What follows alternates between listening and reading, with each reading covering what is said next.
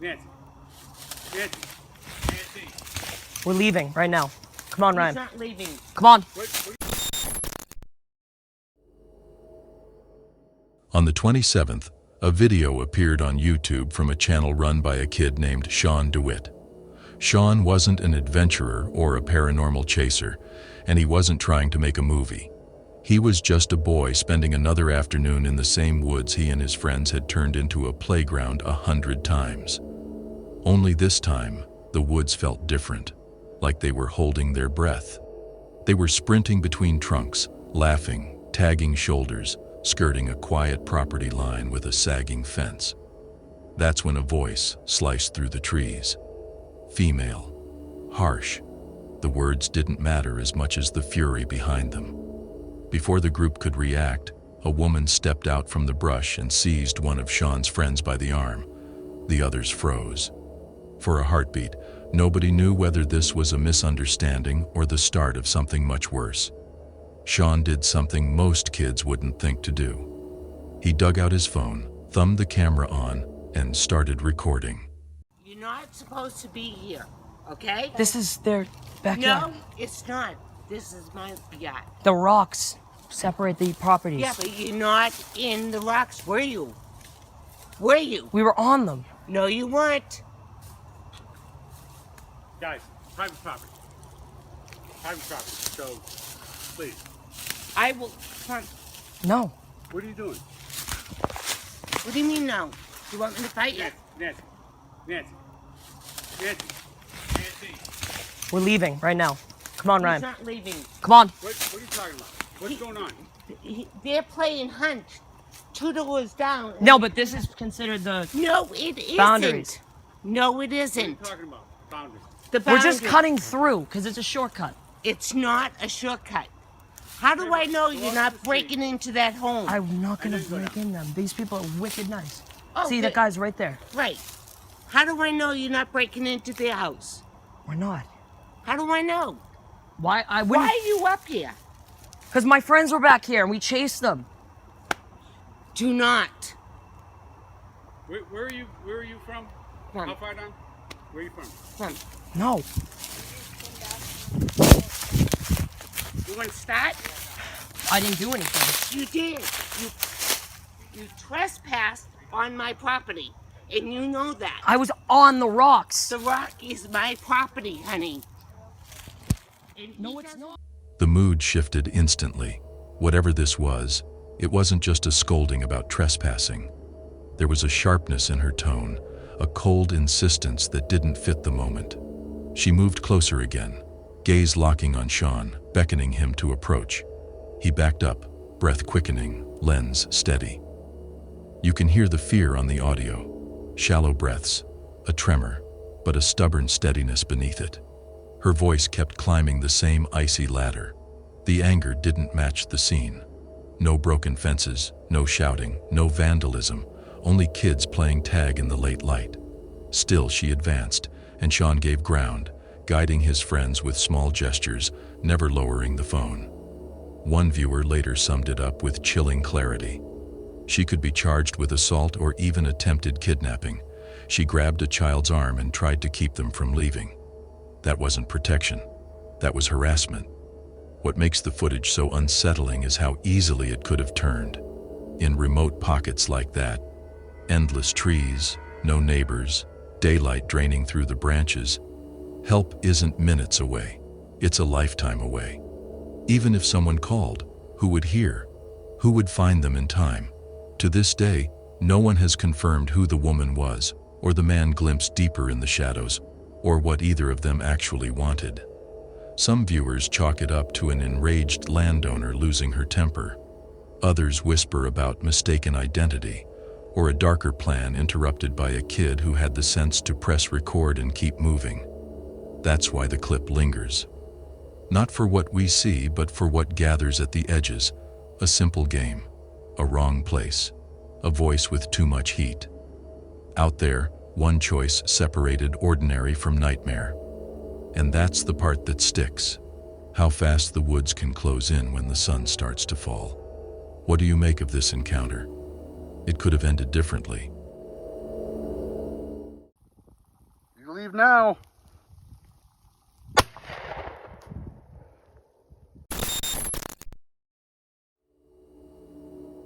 On April 5th, 2023, a YouTuber named Foul Mitten, usually the picture of calm woods life, posted a video that didn't match the rest of his channel.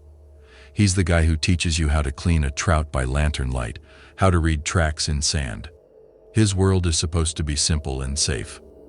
This upload wasn't any of that. It wasn't a trip, a lesson, or a sunset. It was a warning from his own backyard. For weeks, his land had been talking in ways it shouldn't. Something heavy pacing by the porch after midnight.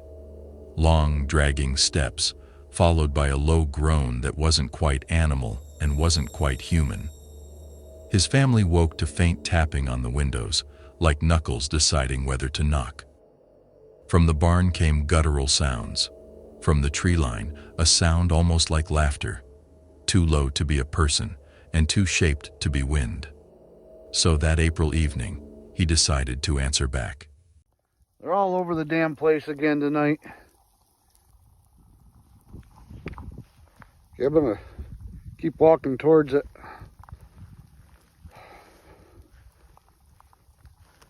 Might actually get to capture something here.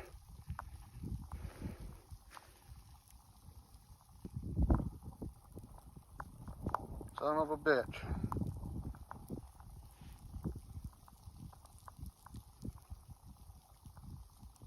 All right, whatever you are, you need to leave. Stay out of this place. This is our home.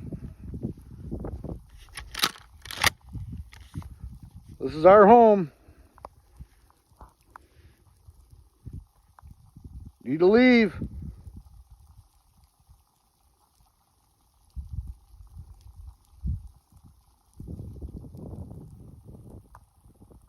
You leave now. He took a light, kept a hand steady, and walked toward the pines. The beams slid over trunks and brush, and then stopped. At the edge of the trees stood a shape, tall, hunched, the color of night. It tried to disappear by standing still. Then it shifted, slow as a thought. Foul Mitten called out, one clear warning. His voice held, but there was strain in it, the kind a microphone can't hide. The thing did not blink. It did not run. It measured him, like it was timing a choice.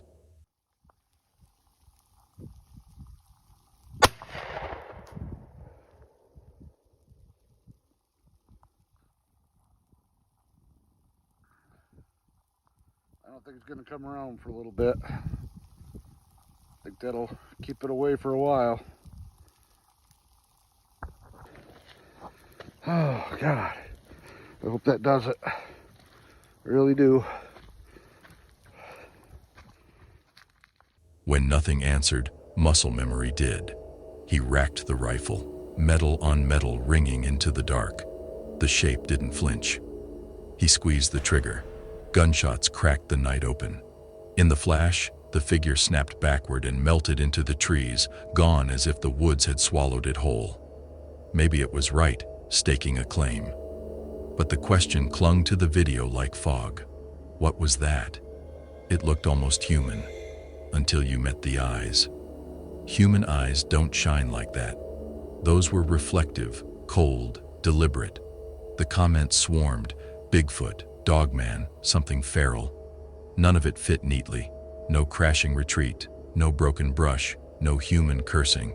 Just that stance, those eyes and silence closing up behind it. Sometimes the places we know best already belong to something else. It waits, it watches, and it tests how close we'll come before we finally see it at our feet. My name's Aaron Ralston. My parents are Donna and Larry Ralston of Englewood, Colorado. Whoever finds this, please make an attempt to get it to them. Be sure of it. I would appreciate it. It was May 1st, 2003, a day Aaron Ralston would never forget. As the cold, barren walls of Blue John Canyon closed in on him, he quietly pressed record on his video camera, knowing it might be the last time he ever held one. I have very, very little water. My body's having difficulty controlling its temperature. I'm in deep stuff. It's pretty much suicide. It's 4 hours from here to my vehicle. Climbing would probably be impossible with one hand. The blood loss and my dehydration, I think, are not out. I think I would die if I cut my arm. For 5 agonizing days, he had been trapped in the unforgiving Utah desert, his right arm pinned beneath an 800-pound boulder that had shifted without warning during a routine climb. Alone. No one knew where he was, not a soul, just the empty wilderness and the haunting realization that he might never see another sunrise. The footage is a chilling one, a man facing death, speaking softly to his family, his voice trembling with regret. He apologized. He reflected. He tried, in vain, to make peace with the life he was certain he was about to lose. His water was gone. His food was nothing more than a distant memory. Desperation had driven him to drink his own urine, a bitter, degrading choice to survive. Jesus. I tried cutting my arm off. I couldn't even barely break the skin with this stupid knife. I tried a couple different blades, and all I did was just mark myself up. I could barely even get any blood to draw. As the days passed, each one bleeding into the next, his body grew weaker, colder, and his thoughts darker. The sun rose and set over the canyon's jagged edges, but all that light seemed so distant, so unreachable. But on the 5th day, something inside Aaron shifted, something primal. He could feel death creeping closer, yet his will to survive burned stronger than ever. He realized there was no longer time for indecision. He had to act, to free himself, to escape, no matter the cost. It came to me, this epiphany that I could break the bones, because my arm was caught so tightly that I could torque myself.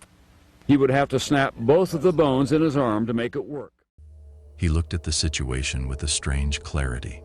His dull, hopelessly inadequate knife wasn't going to cut through bone. But there was another way. The boulder itself, that heavy, unyielding stone that had trapped him, could be his salvation. It was positioned in such a way that with one brutal move, he could snap the bones in his arm using its own crushing weight. The thought was horrifying, but it was his only choice.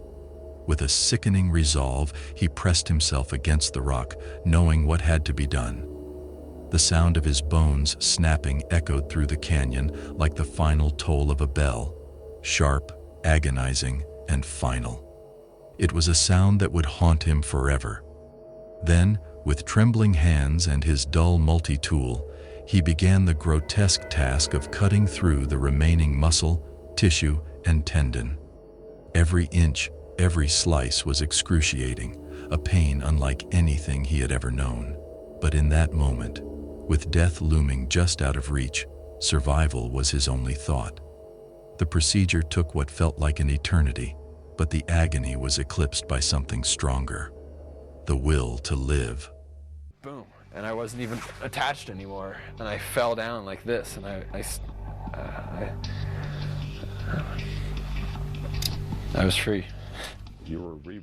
When it was done, Aaron didn't collapse. He didn't surrender to the darkness.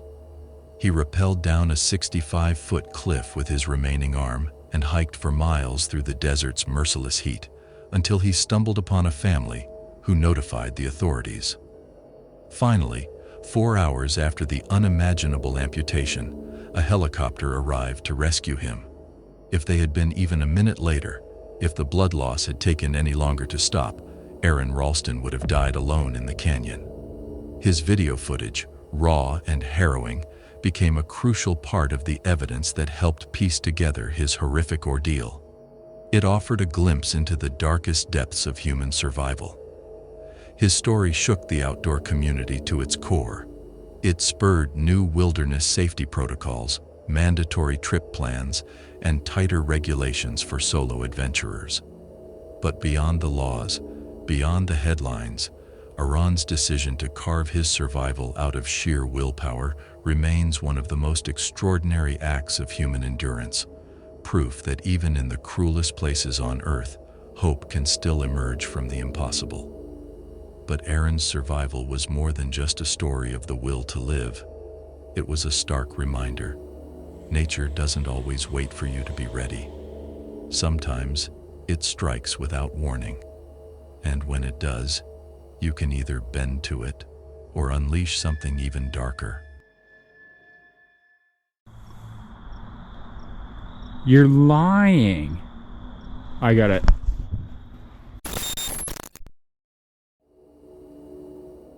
On October 18, 2023, Tucker Upper, the upbeat YouTuber known for travel challenges and light vlogs, set out for a walk by a quiet woodland lake to test a new piece of gear. No storyline, no stakes, just water, air, and a breather before the next upload. But the woods had a different plan. What began as a simple gear test would bend into something colder, a discovery that felt like a thumbprint pressed into the surface of a crime. He followed the shoreline, letting the lens drift over cattails and mirrored branches. Then a shape flickered in the water, a reflection that didn't sway with the ripples. It wasn't tree or cloud. It held angles. It kept its place, metallic, geometric. Tucker paused, zoomed in, and the camera trembled as he pushed through the brush for a better look. At first he made the sensible guess, tossed junk, maybe an old sign face down, maybe a barrel half-sunk in algae. But the closer he crept, the more the shape found itself. Beneath the murk, where the green turned black, a contour stopped his breath. As I started to walk around the lake, I took a short video on my GoPro. I just wanted to see the clarity of the water later on my computer. And I wasn't planning on even posting this video. I just took it for my own use. And the water was very clear. I started to walk around the rest of the lake to get a better look. And I just basically saw something reflective bouncing the light at the end of the day off the water. And it caught my eye. So I got closer. And yeah, that's when I discovered what I found. So here are all of the events that continued after this. How did a car get in here? Holy shit. You are absolutely kidding me that I just found this. There's no way that somebody just... What? Bro. You're lying. I got it. A roofline, the sloping hood, the faint grin of a grill. Half buried in the lake sat a car, its skin dull and ghostly under the water, like something the forest had tried to swallow and couldn't quite finish. He froze. So no joke, this is super gnarly. This is like a park, but you're not supposed to drive back here. Although obviously they have trails for quads and dirt bikes like everywhere in New Jersey. It's like a designated reserve, basically. From this road all the way to over here. Wait until you see this. This is...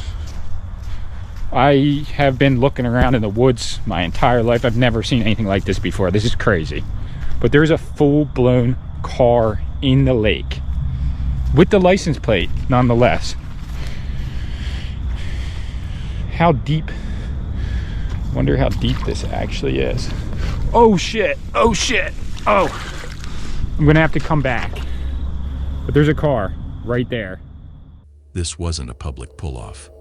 There was no road within sight, no tire scars curling down to the bank, no practical way a vehicle could just roll here. He whispered to the camera, how would a car even get out to this point? The thought didn't just seem odd, it felt wrong. The quiet pressed in. The birds had gone still.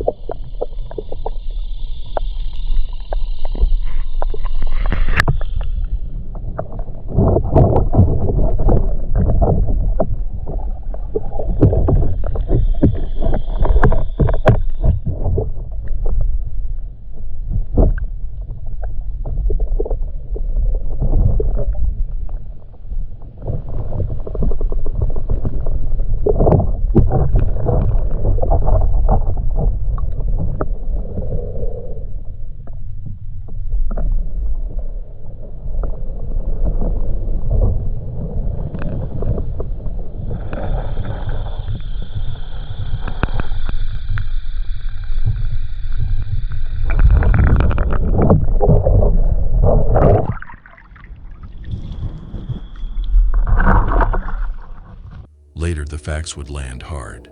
It was a car, and it hadn't slid here by mistake. A volunteer firefighter commented beneath Tucker's video with a detail that turned the stomach. The sunroof and trunk were open. That's how you sink a vehicle fast. Let the air out, let the lake do the rest. The explanation sat there like a fingerprint you can't unsee.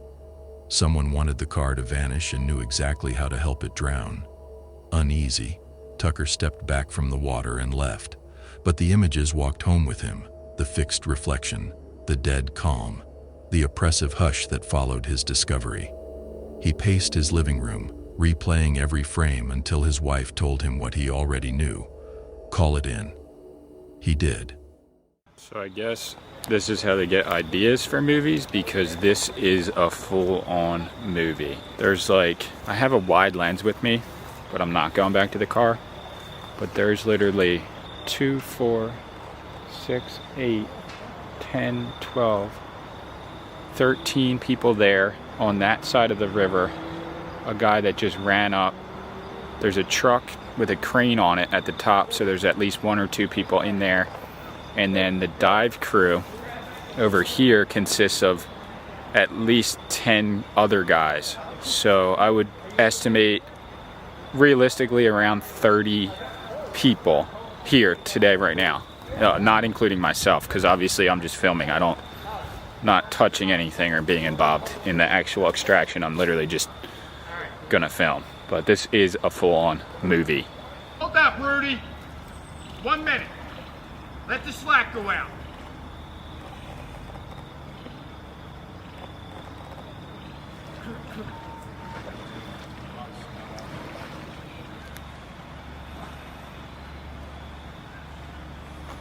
This whole crew is getting so...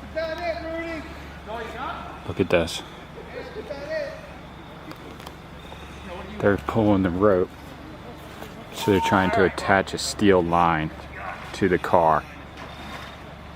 Well, they're about to attach it. They're not trying to. These guys are super professional. And this is an epic operation, honestly. Front row seats. Alright, so this whole crew over here is communicating with the crew on the other side, coming out. And from here I can run back over and get the car on land when it finally gets to land. They are officially pulling the car. It's going, if you can see.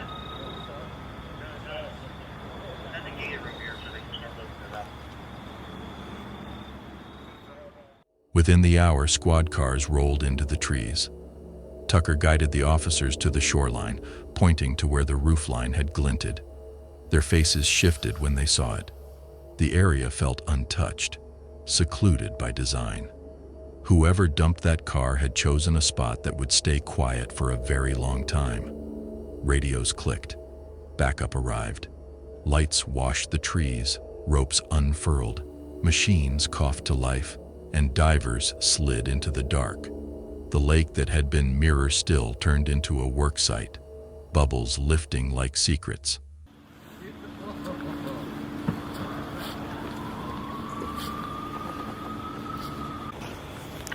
There's Hamilton Township has jurisdiction. Yeah, I called EHT first, actually. But we have backup teams in case we don't have enough people come out. Yeah. I mean, it's super professional operation. Honestly, I was really impressed. Like, surprised.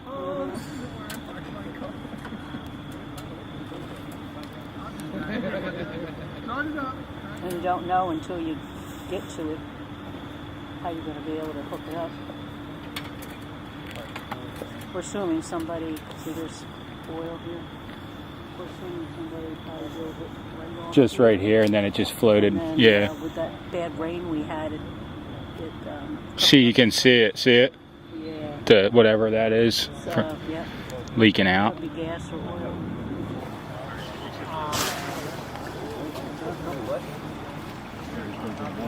That's straight.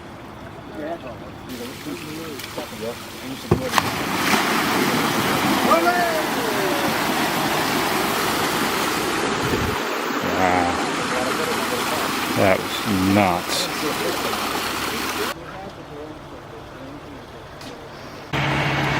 This is what they use to pull it out. I wonder how much that thing runs per hour. Tucker stood off to the side, watching the scene widen from interesting video to evidence. He thanked the officials, professional, coordinated, efficient from the first flash of red-blue to the last coil of rope. Even with the relief, something unsettled remained. The water had given up a shape, not a story. From a peaceful walk to a shiver of truth, the day proved that wilderness doesn't only keep beauty, it keeps silence. Beneath the flattest water, whole chapters wait, patient and heavy, for a curious eye to catch a glint. And sometimes, when the sun hits just right, the lake looks back,